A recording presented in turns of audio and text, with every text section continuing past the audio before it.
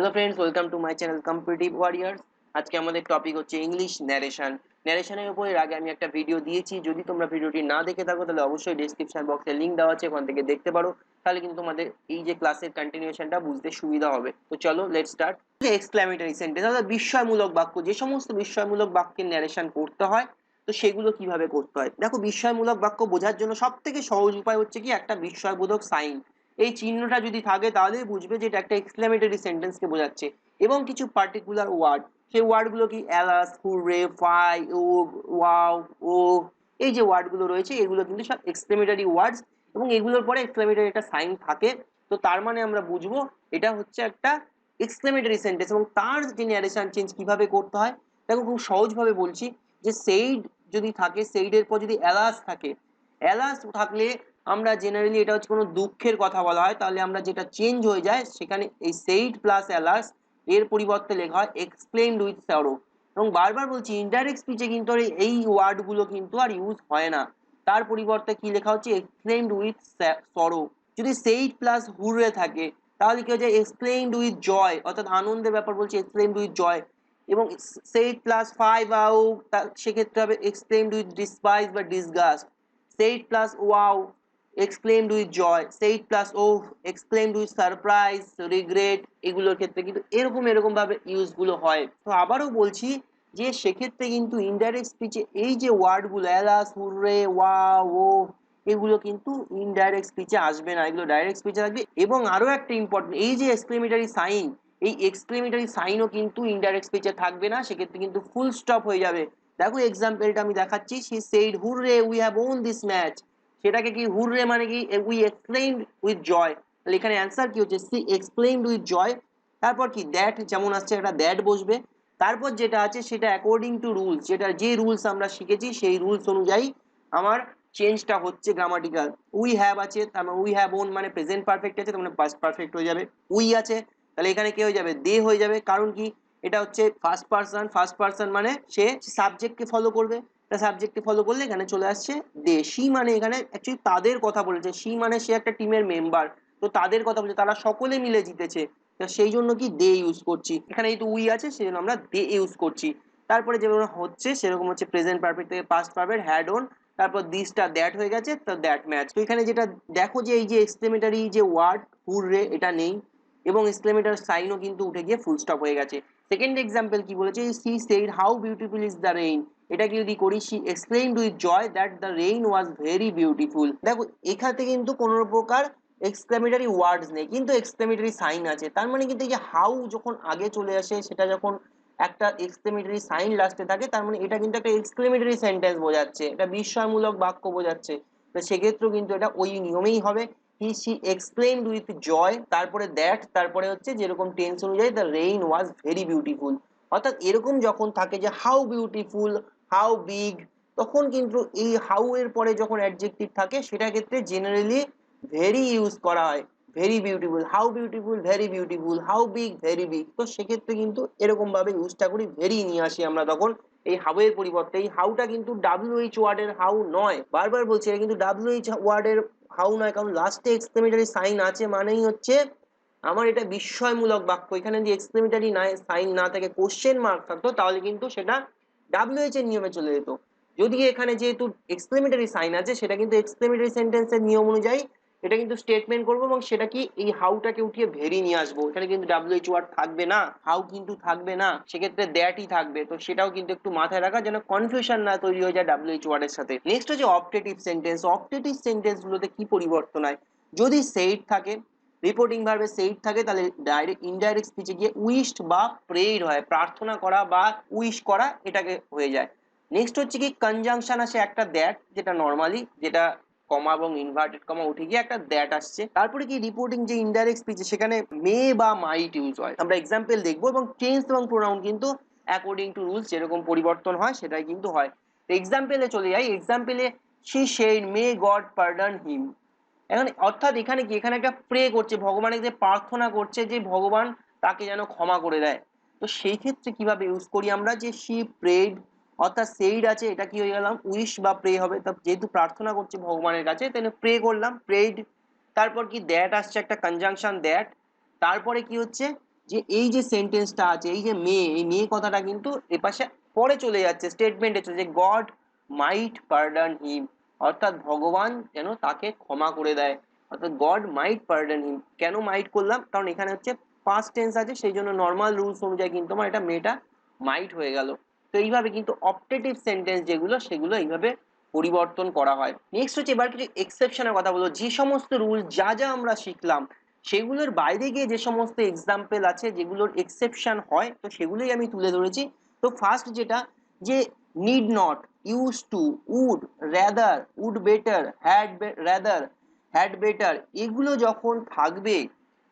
যখন থাকবে reporting স্পিচে, direct স্পিচে, তখন কিন্তু কোনো প্রকার চেঞ্জ ইনডাইরেক্ট স্পিচে হবে না। For an example, he said I use to go to school by bus. এটা একটা অতীতের অভ্যাসের কথা বলছে, হ্যাবিচুয়াল অ্যাকশন, এবং এই ইউজ টু কথাটা থাকলে কিন্তু আমার কোনো প্রকার চেঞ্জ হবে না। তো he said that he use to go to school by bus. Similarly would rather, would better, had rather, had better, need not, এগুলোর ক্ষেত্রেও কিন্তু আমার একই রকম ভাবে কোনো প্রকার টেন্সে চেঞ্জ হবে না। নিড নট থাকলে নিডেড নট আমরা করব না, সেক্ষেত্রে কিন্তু নিড নটই রাখবো। সেকেন্ড যেটা, সেটা হচ্ছে পাস্ট কন্টিনিউয়াসে যদি টাইম ক্লজ থাকে। পাস্ট কন্টিনিউয়াসের টাইম ক্লজ মানে কি, যে দেখো একটা এক্সাম্পল দেখলে বুঝতে পারবে, he said to me while I was studying you were playing, অর্থাৎ যখন আমি পড়ছিলাম তখন তুমি খেলছি। অর্থাৎ পাস্টের কোনো দুটো ঘটনা সাইমালটেনিয়াসলি ঘটছে সেরকম যখন হবে, তখন কিন্তু সেটা একটা কন্টিনিউয়াস পাস্ট কন্টিনিউয়াসে দুটো সাইমালটেনিয়াস ঘটনা বলছে কেউ, তখন সেক্ষেত্রেও কিন্তু যে নিয়ম রুলস, যেটা যে এখানে পাস্ট টেন্স থাকলে এটা পাস্ট পারফেক্ট হয়, সেটা কিন্তু ফলো করবে না। তো এটা বারবার বলছি, এই ভুলটা কিন্তু প্রায়ই হয়। He told me that while he was studying I was playing, তাহলে এক্ষেত্রে কিন্তু কোনো ন্যারেশনের চেঞ্জ গ্রামার মেনে হচ্ছে না, যে রুলস বলছি সেই রুলস মেনে হচ্ছে না, এগুলো কিন্তু এক্সেপশন। যদি টাইম ক্লজ থাকে, অতীতে কোনো দুটো সাইমালটেনিয়াস ইভেন্ট হয় একই সাথে ঘটছে কন্টিনিউয়াসলি, তাহলে কিন্তু কোনো চেঞ্জ হবে না। নেক্সট হচ্ছে কি, পাস্ট ইনডেফিনিট টেন্সের যদি টাইম ক্লজ হয়, পাস্ট ইনডেফিনিট, এটাও ইম্পর্টেন্ট। আগেরটা ছিল পাস্ট কন্টিনিউয়াস টেন্স, এটা হচ্ছে পাস্ট ইনডেফিনিট টেন্স যদি টাইম ক্লজ থাকে। যেমন example, he said when I met him he was playing, অর্থাৎ আমি যখন তাকে মিট করেছিলাম, সাক্ষাৎ করেছিলাম, সে তখন খেলছিল। এই ক্ষেত্রেও কিন্তু আমার কোনো প্রকার টেন্সের চেঞ্জ হবে না। যেমন he said that when he met him he was playing, অর্থাৎ বাকি যে চেঞ্জ গুলো হচ্ছে সেগুলো কিন্তু গ্রামারের রুল মেনে হচ্ছিল, বাট এই ক্ষেত্রে যখন পাস্ট ইনডেফিনিট টেন্সের বা পাস্ট কন্টিনিউয়াস টেন্সের যখন টাইম ক্লজ থাকবে, তখন কিন্তু কোনো প্রকার চেঞ্জ হবে না। টাইম ক্লজ থাকলে নো চেঞ্জ। নেক্সট যে এক্সেপশনটা, যে পাস্ট ইনডেফিনিট টেন্সের যদি সাইমালটেনিয়াস অ্যাকশন হয়, যেমন এক্সাম্পল হচ্ছে she said I prepared the tea and fried the chips, অর্থাৎ যে সে চাটা তৈরি করেছিল এবং সে চিপসটাও ফ্রাই করেছিল। অর্থাৎ কি, তা একটা দুটো সাইমালটেনিয়াস অ্যাকশন, অর্থাৎ একই সঙ্গে দুটো ঘটনা ঘটছে, দুজন করছে, যে একজন চা করছে একজন চিপসটা ফ্রাই করছে, দুটো ঘটনা একই সাথে ঘটছে পাস্টে, সেক্ষেত্রেও কিন্তু আমার কোনো প্রকার চেঞ্জ হবে না। যেমন she said that she prepared the tea and the fried the chips, অর্থাৎ যদি দুটো ঘটনা একই সাথে ঘটে, একজন করছে তা নয়, দুজন আলাদা আলাদা ব্যক্তি করছে এবং সেক্ষেত্রে দুটো আলাদা ইভেন্ট একই সাথে ঘটছে, তাহলে কিন্তু কোনো চেঞ্জ হবে না। এবার যদি একজন করতো, তাহলে আগে পরে যদি হতো ঘটনাটা, একটা ঘটনার পরে আর একটা ঘটনা হতো, তাহলে কিন্তু চেঞ্জ হয়ে যেত টেন্সের, তাহলে কিন্তু পাস্ট পারফেক্টের যে নিয়ম সেই অনুযায়ী কিন্তু আমার চলে আসতো। যেহেতু দুটো ঘটনা একই সাথে হচ্ছে, সেই জন্য কিন্তু আমার কোনো প্রকার চেঞ্জ হচ্ছে না। এটাও কিন্তু একটা খুব ইম্পর্টেন্ট পার্ট। নেক্সট হচ্ছে কি, উইল বা শ্যাল, উইলটা উড হয়ে যায়, শ্যালটা শুড হয়ে যায়, কিন্তু শুডটা কখন হবে, শুডটা তখনই হবে যদি সেক্ষেত্রে কোনো সাজেশন বা অ্যাডভাইস থাকে। অর্থাৎ সব ক্ষেত্রেই শ্যাল থাকলে শুড হবে এরকম নয়, যদি এখানে সাজেশন বা অ্যাডভাইস থাকে তাহলে কিন্তু শুড হবে, আদারওয়াইজ কিন্তু শ্যালেরটাতেও উডই হবে। দেখো একটা এক্সাম্পল আমি দুটো দিয়েছি, he said I shall come tomorrow, অর্থাৎ এখানে কিন্তু কোনো সাজেশন বা কোনো অ্যাডভাইস দেয়নি, এটা নর্মাল একটা স্টেটমেন্ট যে সে বলেছিল সে কাল আসবে। অর্থাৎ সেক্ষেত্রে যখন ইনডাইরেক্ট স্পিচে করছি, he said that he would come the next day, এখানে কিন্তু শ্যালের যেটা চেঞ্জ শুড সেটা কিন্তু হয়নি, হয়েছে কি উড। কারণ কি, কারণ হচ্ছে হি হচ্ছে থার্ড পারসন, তাকে ফলো করে হচ্ছে উইল, তার পাস্ট টেন্স হয়ে গেছে, তাহলে শুড কিন্তু উচিত অর্থে ব্যবহার হবে, অর্থাৎ সাজেশন বা অ্যাডভাইসের ক্ষেত্রে ব্যবহার হবে। নর্মাল স্টেটমেন্ট হলে কিন্তু শ্যাল বা উইল দুটোর ক্ষেত্রেই উড হবে। তো এটাও কিন্তু একটা খুব মাথায় রাখার বিষয়, যে শ্যাল মানেই শুড তা নয়। যেমন যখন সেকেন্ড এক্সাম্পলটা দেখি, যে she said to me what shall I do after the exam, এক্ষেত্রে কি, এক্ষেত্রে সে একটা মতামত চেয়েছে, যারা সাজেশন চেয়েছে যে কি করব এক্সামের পরে। তো সেক্ষেত্রে দেখো আমরা কি করেছি, she asked me what he should do after the exam, এখানে যে shall রয়েছে তার পরিবর্তে should করেছি।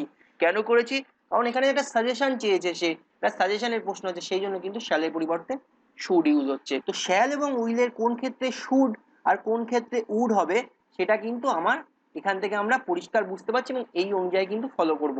তো নেক্সট এক্সেপশন হচ্ছে মোডাল। মোডালের যে নর্মাল চেঞ্জ গুলো আমরা দেখেছি যে শ্যাল বা উইল থাকলে শুড বা উড, মে থাকলে মাইট, ক্যান থাকলে কুড, বাট এক্ষেত্রে কিছু এক্সেপশন আমরা দেখবো যে she said if I get selected I need not take any exam further, অর্থাৎ সে যখন ডাইরেক্টলি বলছে যদি আমি সিলেক্টেড হই তাহলে আমি আমার ফার্দার এক্সাম আমি আর দেবো না বা আমার প্রয়োজন নেই দেবার।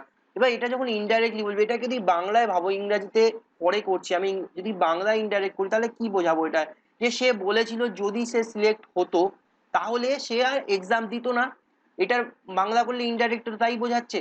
তো সেটাকেই যখন আমি ইংলিশে করছি তখন কি করছি, এই he if she got selected she would not have to take, অর্থাৎ সেক্ষেত্রে কিন্তু আর নিডের প্রয়োজন নেই, সেক্ষেত্রে চলে আসছে উড নট হ্যাভ। এই গট সিলেক্টেড আর উড নট হ্যাভ এটাকে আমরা ইউজ করছি এখানে। নেক্সট হচ্ছে কি he said need I send an email, তো সেটার ক্ষেত্রে কি করব আমরা ইনডাইরেক্ট স্পিচে he asked me if he had to send an email, if he had to, অর্থাৎ এই ক্ষেত্রে কিন্তু আমরা হ্যাড টু নিয়ে আসলাম যে আমার কি ইমেল করার প্রয়োজন আছে। তো সেখানে কিন্তু যখন ইনডাইরেক্টলি বলছে যে তার কি ইমেল করতে হবে বা করতে হতো, সেইটা কিন্তু আমার চলে আসে সেন্সটা। অর্থাৎ তোমাকে কিন্তু সেন্সটা খুব ভালো করে বুঝতে হবে যে কি বলতে চেয়েছে, সেটা বাংলাটা একবার মাথায় ভেবে নেবে, তাহলে কিন্তু খুব সহজেই বুঝতে পারবে ন্যারেশনটা। নেক্সট হচ্ছে he said when I was a kid I could not go out alone, এটাকে যদি ইনডাইরেক্ট বলি he said that when he was a kid he was not allowed to go out alone, অর্থাৎ এখানে could not আছে, অর্থাৎ modal আছে could, সেটাকে যখন আমি ইনডাইরেক্ট করছি তখন নিয়ে আসছি অ্যালাউ। নেক্সট হচ্ছে she said Rohit you must be prudent, অর্থাৎ এখানে মাস্ট ইউজ হচ্ছে, সেটাকে ইনডাইরেক্ট করছি she order Rohit to be prudent, অর্থাৎ এখানে কিন্তু আমি যে মোডালটা রয়েছে সেটাকে আমি উজ্জ্ব করে টু ইনফাইনাইটিভকে নিয়ে বি নিয়ে আসলাম, একটা টু বি প্রুডেন্ট এইভাবে কিন্তু করতে পারি। তো এগুলো হচ্ছে কিছু এক্সেপশন, তোমরা এগুলো একটু চেষ্টা করো মাথায় রাখার, তাহলে কিন্তু পরীক্ষায় যদি আসে তাহলে কিন্তু তোমরা ইজিলি সেগুলোকে পারবে। তো ফ্রেন্ডস আজকের ভিডিও এখানেই শেষ।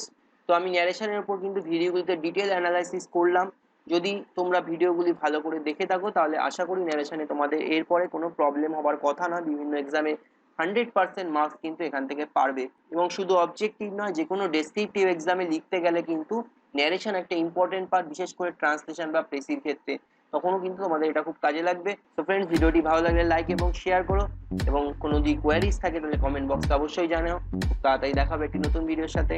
চলো বাই বাই।